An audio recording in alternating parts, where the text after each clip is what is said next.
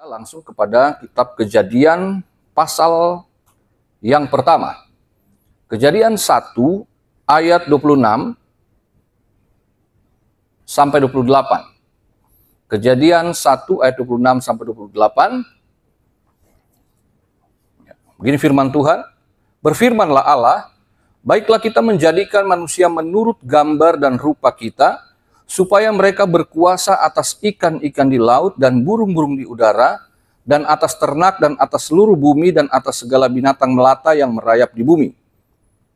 Maka Allah menciptakan manusia itu menurut gambarnya, menurut gambar Allah diciptakannya dia, laki-laki dan perempuan diciptakannya mereka. Allah memberkati mereka, lalu Allah berfirman kepada mereka, beranak cuculah dan bertambah banyak, penuhilah bumi dan taklukkanlah itu, berkuasalah atas ikan-ikan di laut dan burung-burung di udara dan atas segala binatang yang merayap di bumi. Dia 31 ditutup dengan maka Allah melihat segala yang dijadikannya itu sungguh amat baik. Jadilah petang dan jadilah pagi, itulah hari ke-6. Nah, saudara sekalian, bahwa di sini kita melihat Tuhan Allah di dalam menciptakan manusia sebagai puncak dari penciptaan. Semua ciptaan yang Tuhan ciptakan itu baik adanya, tetapi spesial di hari yang ke-6 ini pada penciptaan manusia dikatakan sungguh amat baik. Kenapa? Karena manusia satu-satunya yang dikatakan diciptakan menurut gambar dan rupa Allah itu sendiri. Ya, teks Ibrani nggak pakai dan, jadi itu dalam gambar rupa Allah. Jadi di sini kita melihat manusia begitu istimewanya, ya. Bahwa ciptaan yang lain diciptakan Allah hanya dengan berfirman. Jadi, tetapi khusus manusia dia ciptakan dalam tahapan. Ya, dalam tahapan. Karena menggunakan kata-kata yang berbeda-beda. Allah menjadikan, lalu dia menciptakan, dan di pasal 2 ayat yang ke-7 dia membentuk. Jadi manusia itu unik sekali.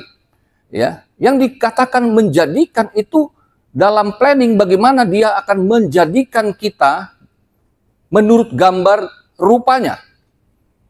Lalu waktu dia menciptakan di hari yang di ayat yang ke-27, kalau tadi ayat 26, ini ayat 27, itu dia menciptakan yang innernya kita.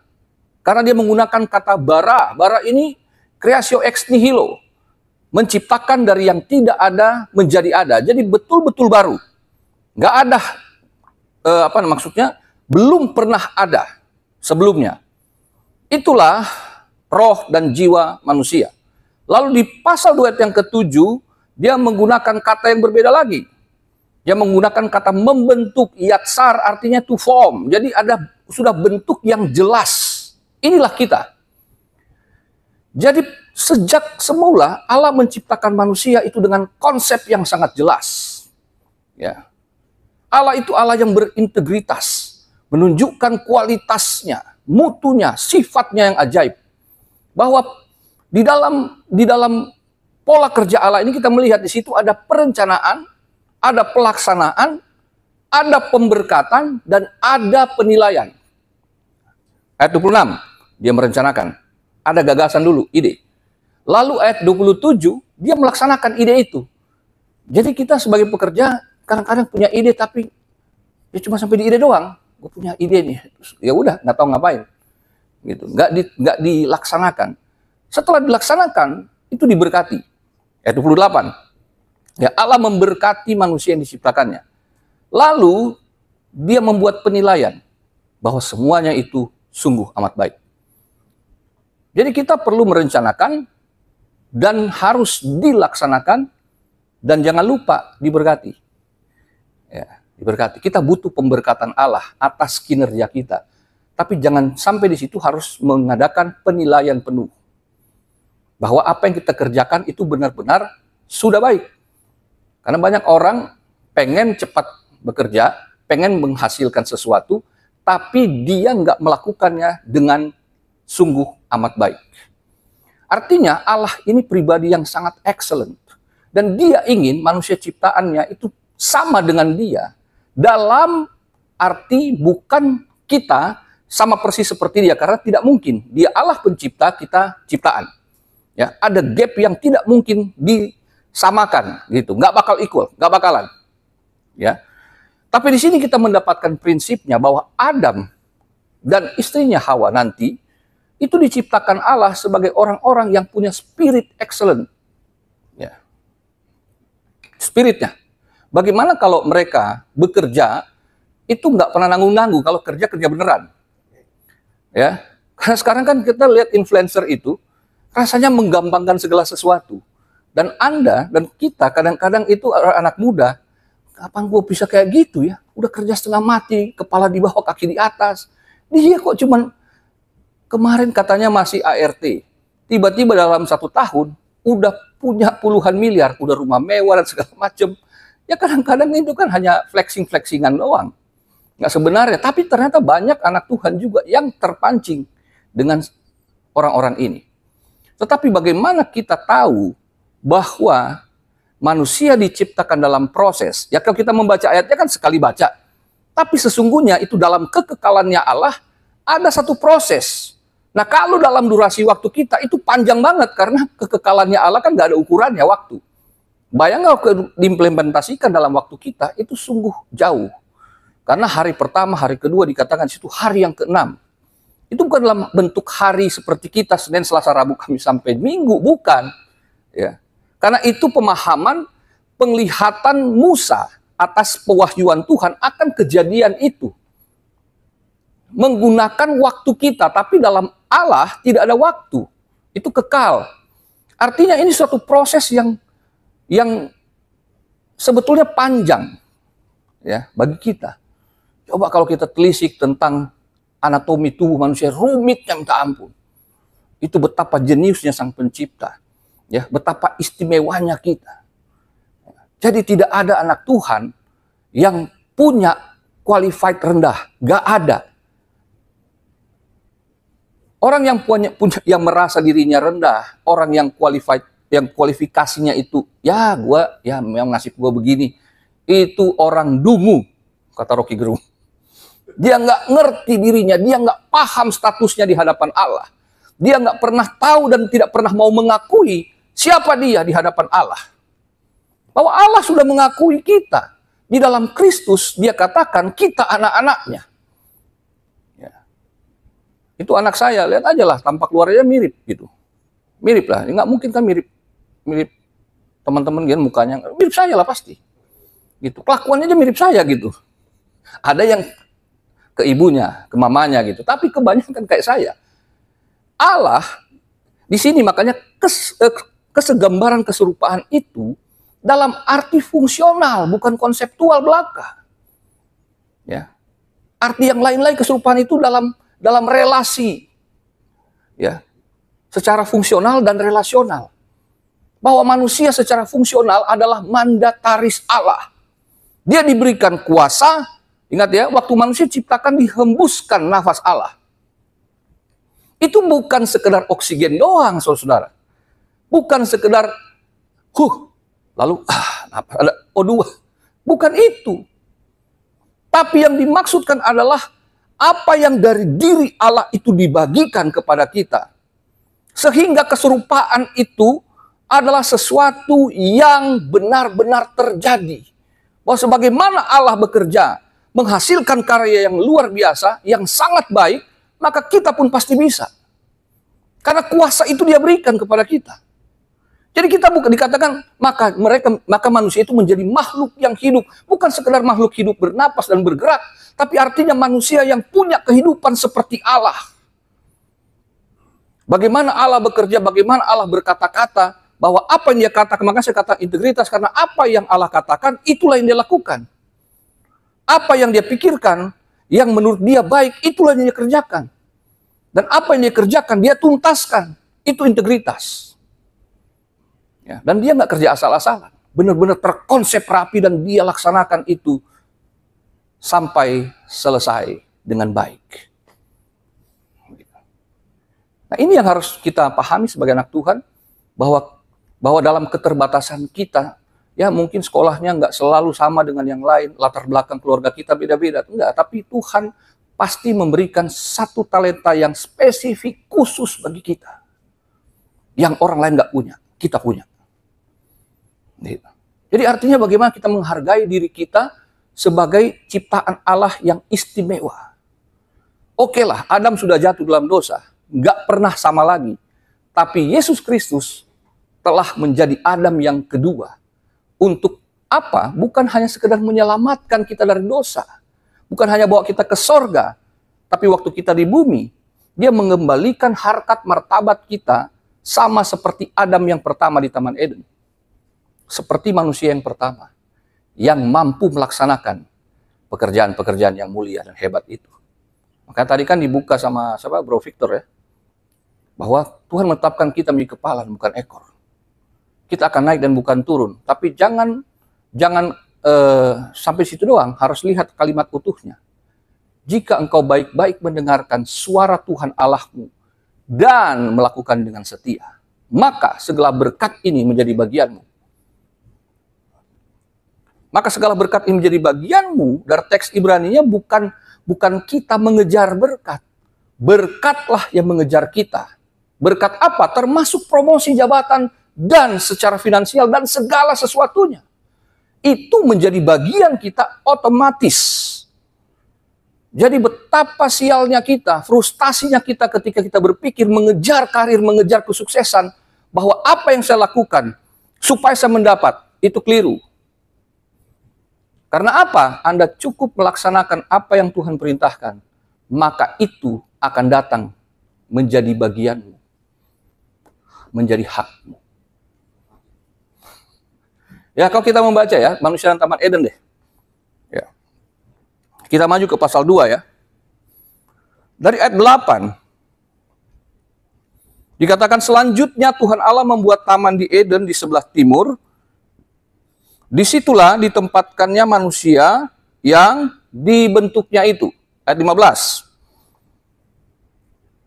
Tuhan Allah mengambil manusia itu dan menempatkannya dalam Taman Eden untuk mengusahakan dan memelihara taman itu. Nah, saudara lihat bahwa Tuhan telah menyiapkan taman. Apa itu? Perusahaan. Perusahaan bagi manusia. Dia yang siapin. Lalu apa di sana? Dia tempatkan di sana.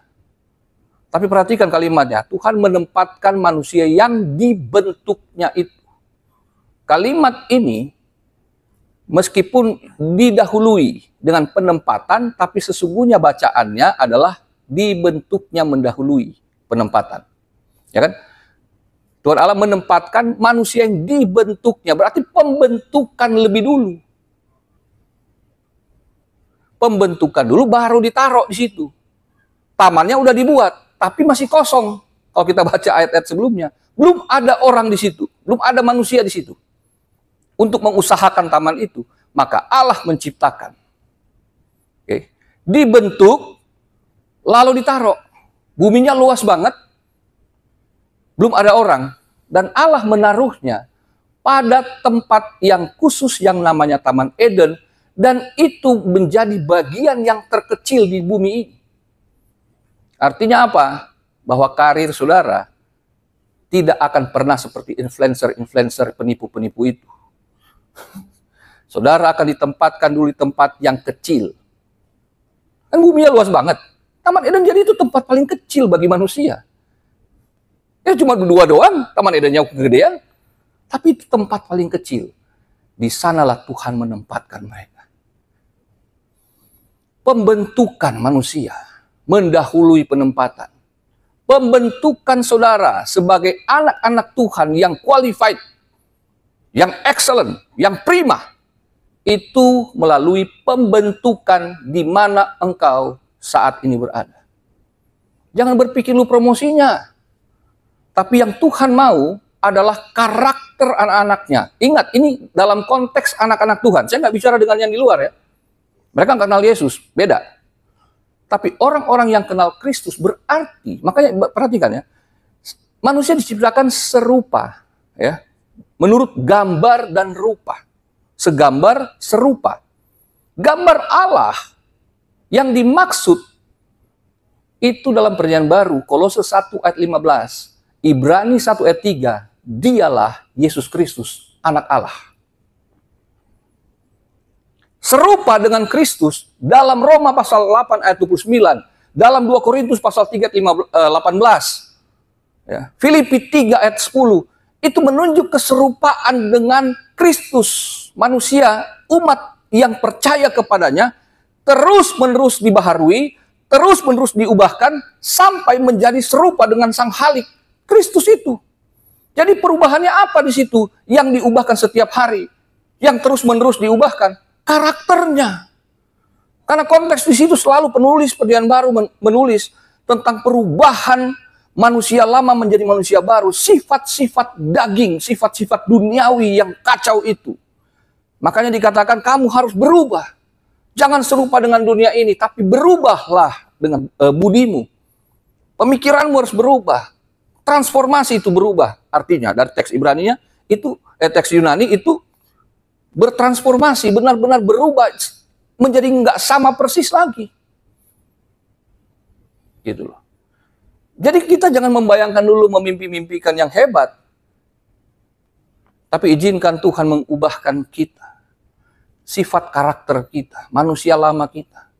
Ketika kita menjadi manusia yang baru, artinya di dalam Kristus, pemikiran kita benar, hati kita benar, motivasi kita benar. Kita akan bekerja dengan motivasi yang benar juga. Bahwa saya ditempatkan Tuhan adalah sebagai abdinya Tuhan. Bukan sekedar karyawan bos yang namanya siapa di perusahaan ini. Bukan itu. Itu sebabnya kita harus paham bahwa kata mengusahakan itu dari teks Ibrani avad, bacanya abad sih. Itu artinya to work, to toil, to worship.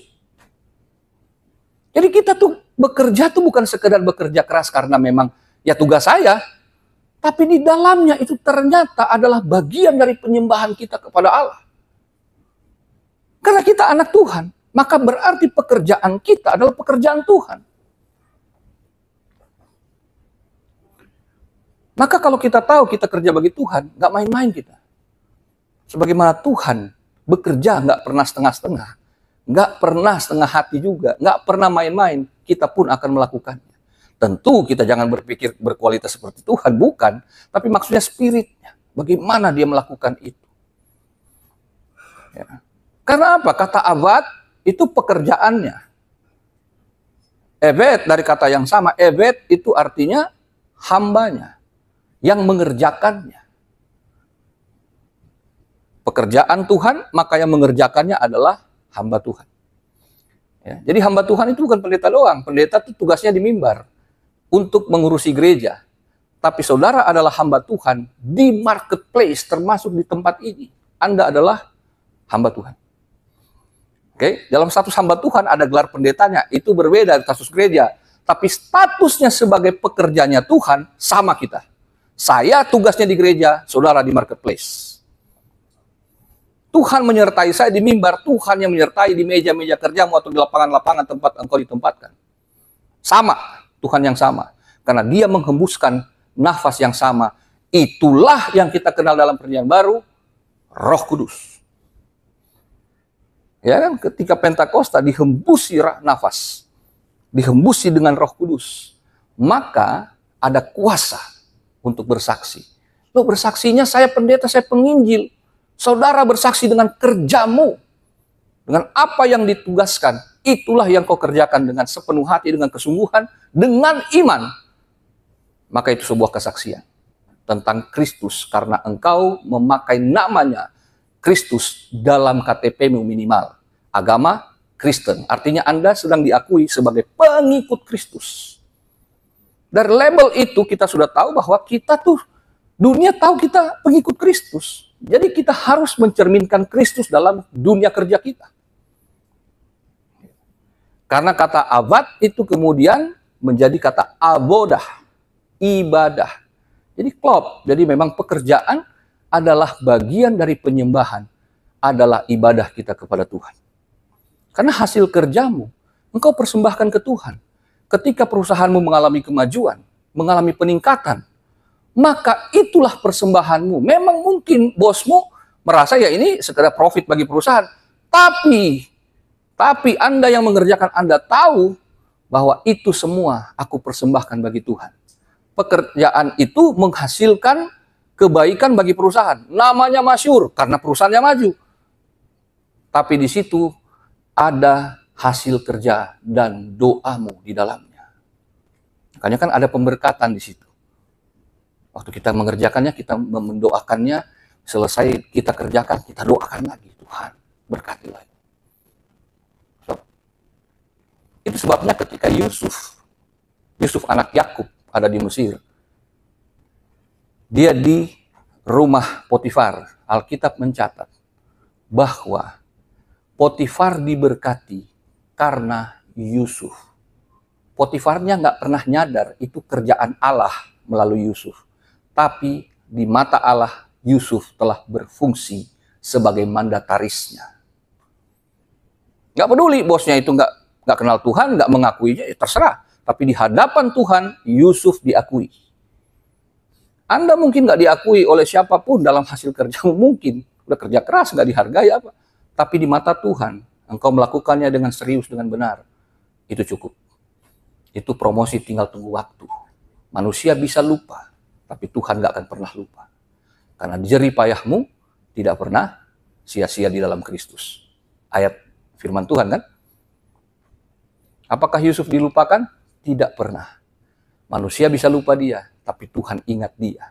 Pada waktunya, sekali melesat, nggak tertahankan. Seperti itu.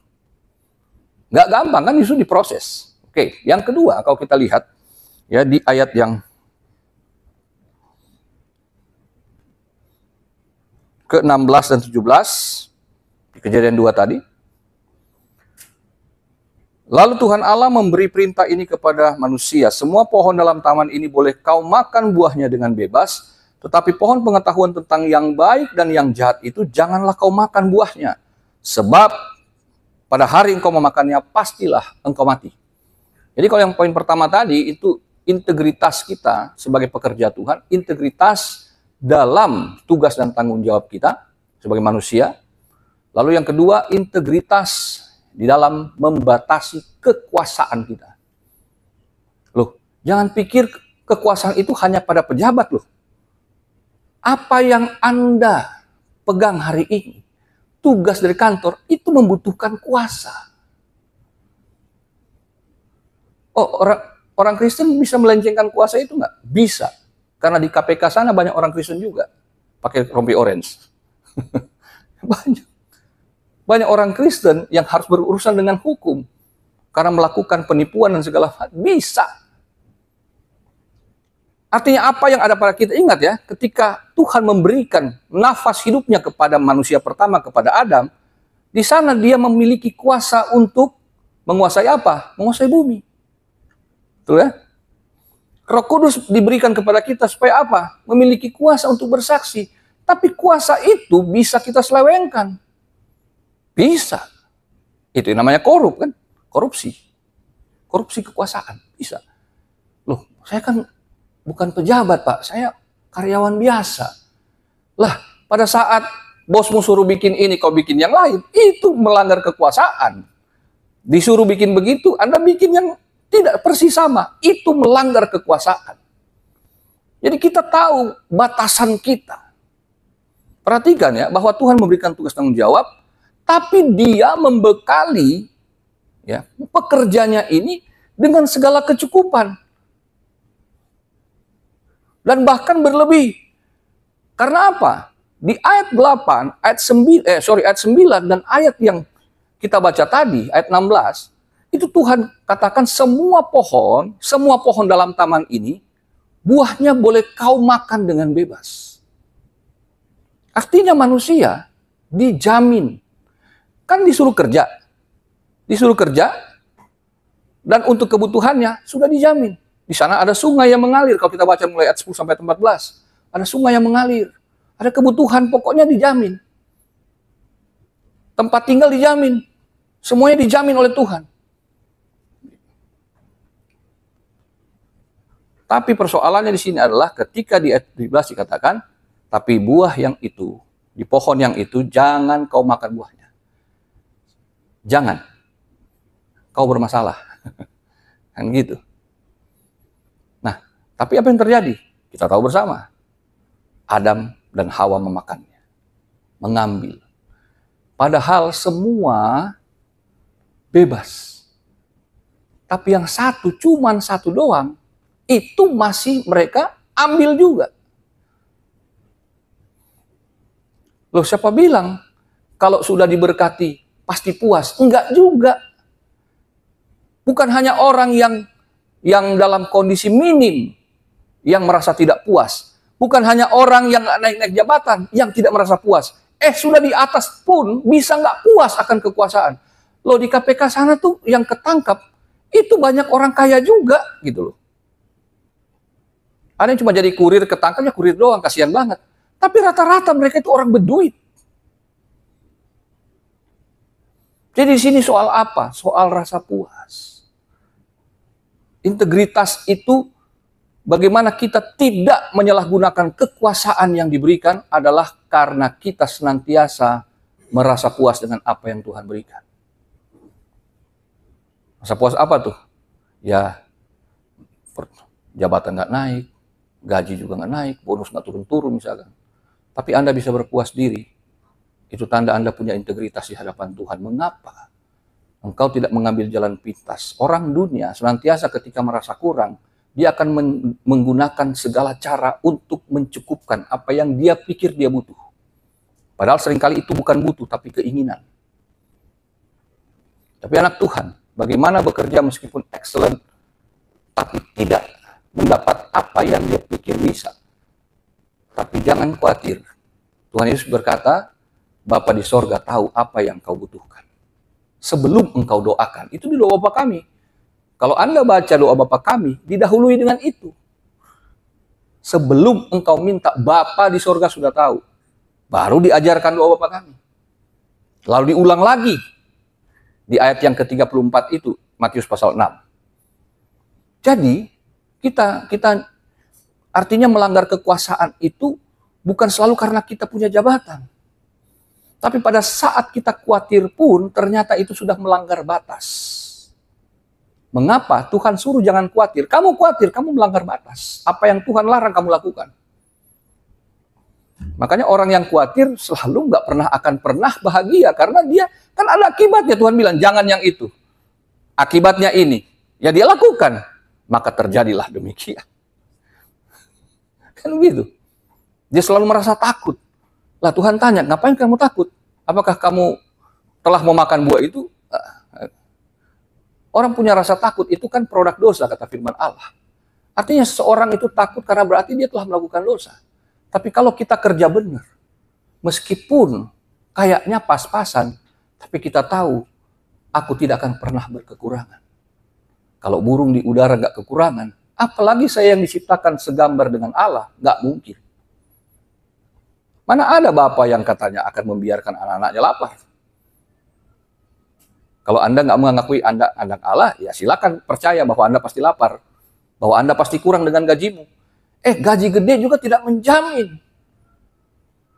Pemerintah, misalkan, atau aparat ya, misalkan aparat hukum, polisi. Ini karena seringkali terjadi, pungli dan segala macam. Naikin gajinya, tetap aja dia korup. Udah dinaikin, udah berkali-kali lipat, bonusnya berkali-lipat. Tetap aja korupsi. Karena itu bukan jalan keluar ketika diberikan lebih.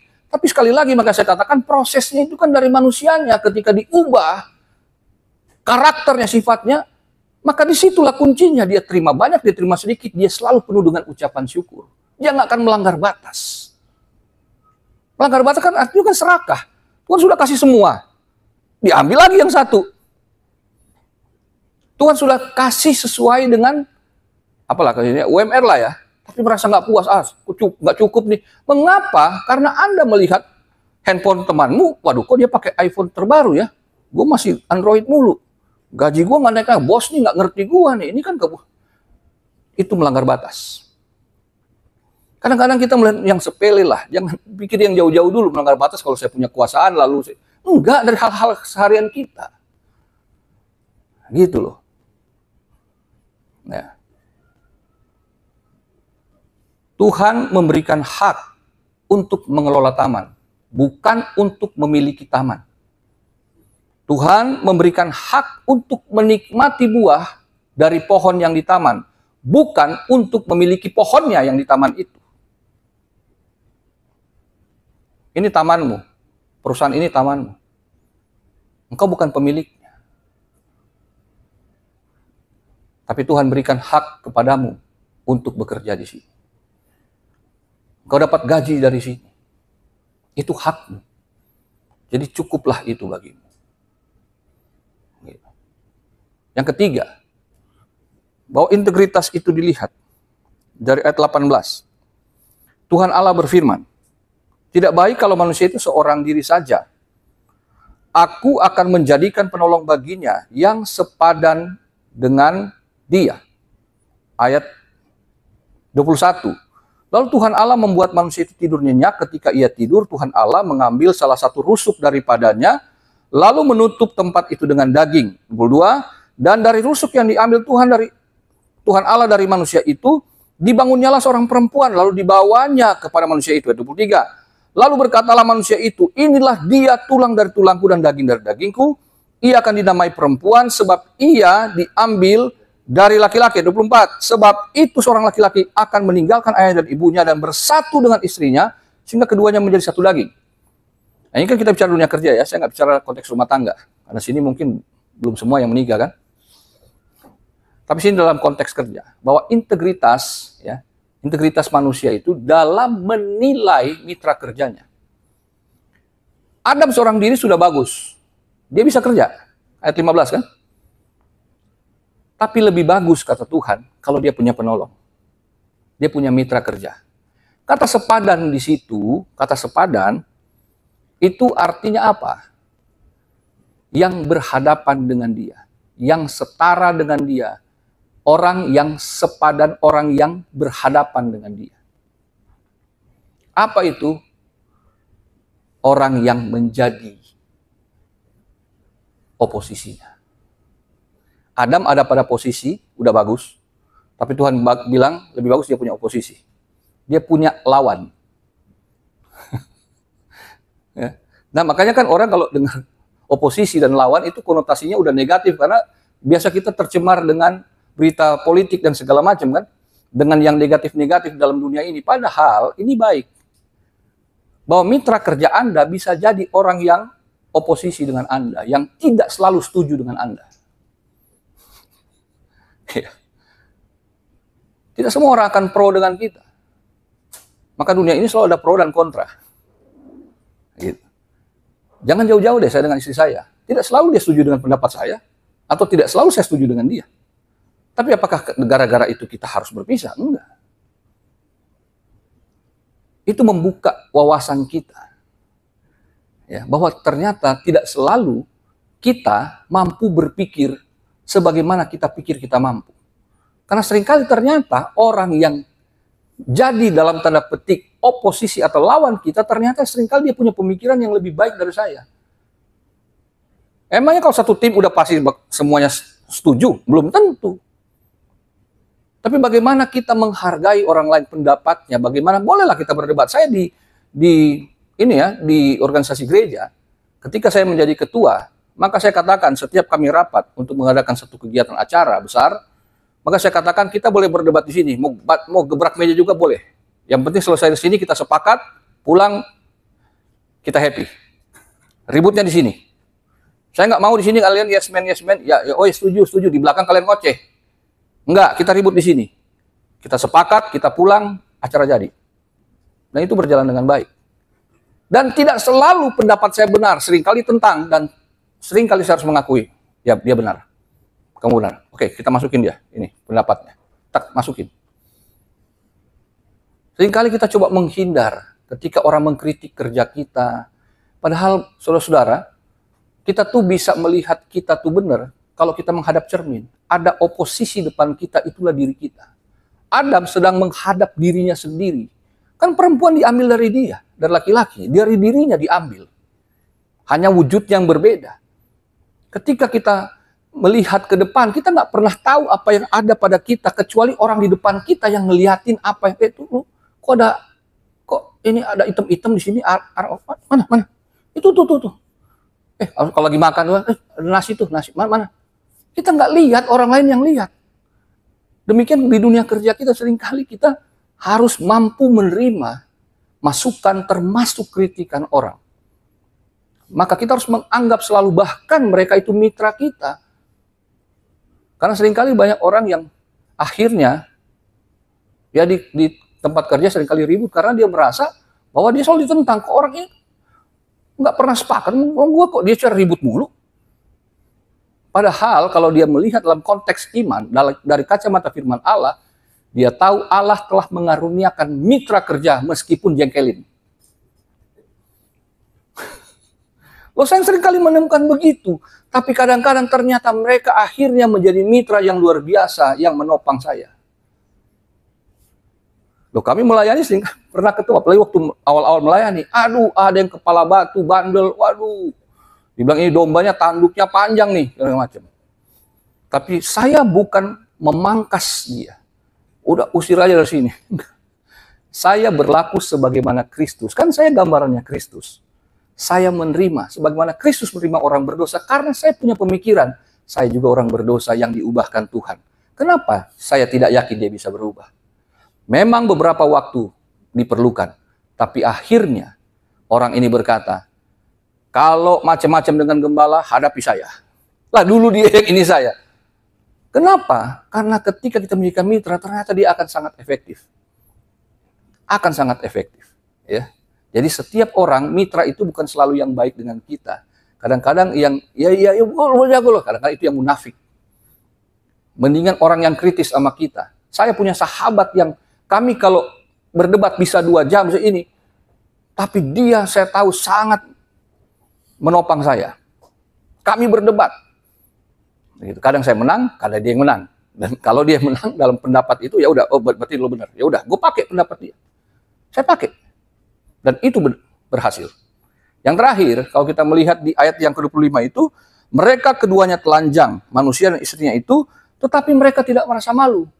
Integritas yang keempat, bagaimana manusia melihat, bagaimana manusia menilai keterbukaan mitranya itu sebagai hal yang baik.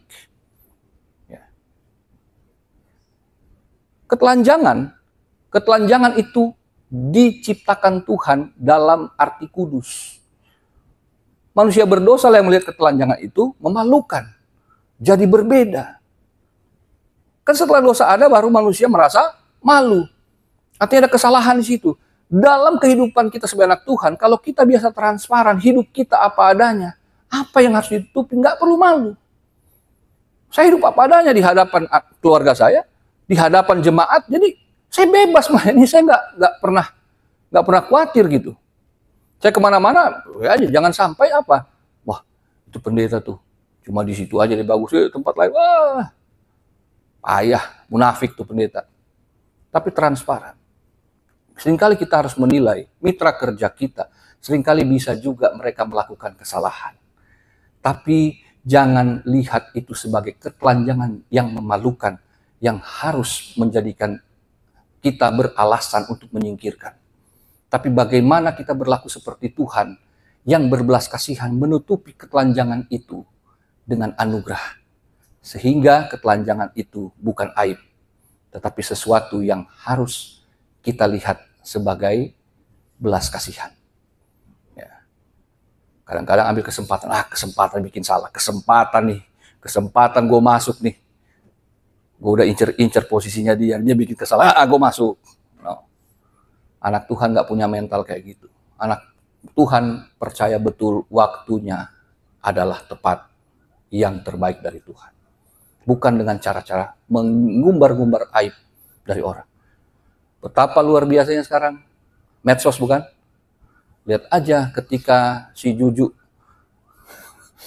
dengan Nyak Kopsa, dengan si Madun, warung Madun kan, ketika dia review yang jujur, oh itu jadi masalah, viral kemana-mana, dan menyeret banyak orang, vlogger, influencer lain ikut terlibat, nimbrung di situ, membongkar aib satu dengan yang lain. Tapi kita lihat juga di Facebook ketika bagaimana orang mampu menelanjangi dalam tanda petik kelemahan-kelemahan yang lain. Tapi kita orang percaya, kita anak Tuhan. Kita harus punya integritas. Kita tidak boleh melihat ketelanjangan mitra kerja kita, saudara-saudara kita, rekan sekerja kita di kantor kita. Jangan lihat itu sebagai kesempatan untuk menjatuhkan supaya kita mendapat kesempatan naik. Enggak. Kalau kamu dengar-dengaran kepada Tuhan, maka kamu akan naik dan bukan turun, menjadi kepala dan bukan ekor. Loh, salah satunya apa? Kalau ada yang begitu, kamu harus tutupinya dengan kasih, katanya. Kalau ada yang berbuat salah kepadamu, ampuni dia. Kalau dia menjadi musuhmu, ampuni, doakan, dan berkatilah dia. Itu firman Allah yang harus kita taati. Jadi kesuksesan kita nggak bergantung dari baiknya dia atau buruknya dia, tapi dari kita di hadapan Allah. Maka saudara, kita semua akan baik-baik saja. Kiranya ini menjadi renungan kita semua di dalam dunia kerja kita. Tuhan Yesus memberkati. Haleluya. Bapa di sorga, hamba